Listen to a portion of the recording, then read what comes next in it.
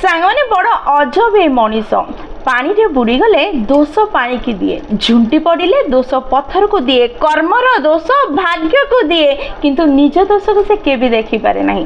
जेहेतु से केबे निज दोष को देखि पारे नहीं तेणु से निज दोष को संशोधन करि पारे नहीं। जेहेतु से निज दोष को संशोधन करि पारे नहीं तेणु से जीवन रे केबे सुखी होई पारे नहीं, सब बेले से दुख रे बुड़ी रहे। सांग माने दोष देबा बहुत सहज किंतु दोष स्वीकार करबा कष्ट।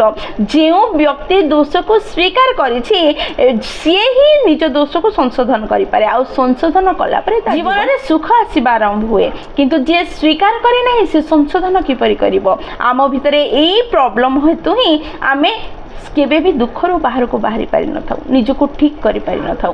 थरे बुझिबार प्रयास करंतु, निज दोष को निजे देखिबार प्रयास करंतु, तापरे संशोधन करिबे एवं सुखी जिवे।